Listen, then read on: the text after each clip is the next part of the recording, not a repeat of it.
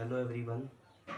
आज चलिए शुरू करते हैं नवोदय की तैयारी, जिसमें कि मैथ का हम लेकर आए हैं लाभ और हानि चैप्टर। तो चलिए आज जानते हैं इसके बारे में। लाभ और हानि, इसको इंग्लिश में बोला जाता है प्रॉफिट और लॉस।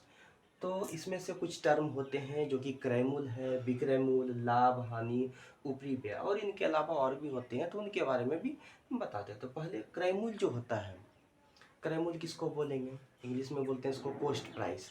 मान लीजिए हम किसी वस्तु को खरीदे हैं, जिस वस्तु को खरीदते हैं, है ना, तो वो जो उसका मूल्य होता है तो वो क्रय मूल्य कहलाता है। विक्रय मूल्य, जिस मूल्य पर किसी वस्तु को हम बेचते हैं वो विक्रय मूल्य कहलाता है। लाभ, तो क्रय मूल्य से अधिक मूल्य पर अगर हम किसी चीज़ को बेचते हैं तो वो हमारा लाभ कहलाता है, और क्रय मूल्य से अगर कम में किसी चीज़ को बेचते हैं तो वो हमको हानि होती है।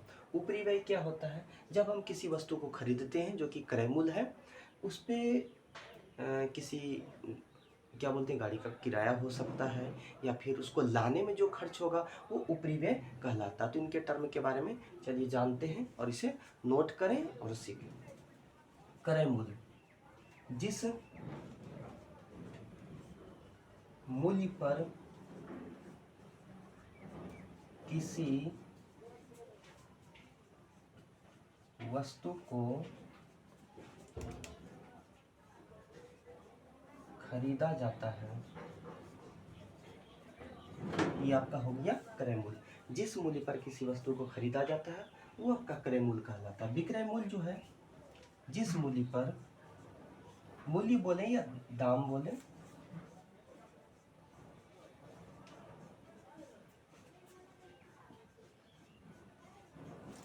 को बेचा जाता है वो आपका कहलाता है विक्रय मूल्य।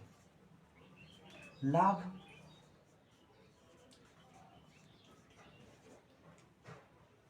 क्रय मूल्य से अधिक मूल्य पर, मतलब जो क्रय मूल्य है, जिस मूल्य पर हम किसी वस्तु को खरीदते हैं, अगर उससे ज़्यादा मूल्य पे हम अगर बेचेंगे तभी तो हमको लाभ होगा। क्रय मूल्य से अधिक मूल्य पर लाभ होता है। यहाँ पे एक करेक्शन करना पड़ेगा, क्रय मूल्य से अधिक मूल्य पर, वस्तु को बेचने पर, वस्तु को बेचने पर लाभ होता है। हानि जो हो जाएगा, क्रय मूल्य से कम मूल्य पर अगर बेचेंगे, मान लीजिए 10 में खरीदे हैं और 8 में हम बेच रहे हैं, तो हमको नुकसान हो रहा है, हानि हो रही है। तो इसको लिखेंगे क्रय मूल्य, क्रय मूल्य से कम मूल्य पर वस्तु को बेचने पर हानि होती है, हानि होती है। और एक बचा आपका ऊपरी व्यय।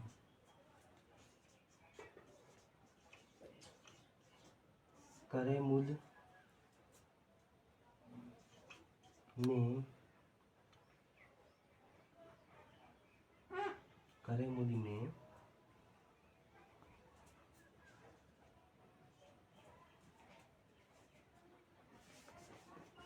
यहाँ पे हो जाएगा आपका क्रय मूल्य पर किराया जोड़ने पर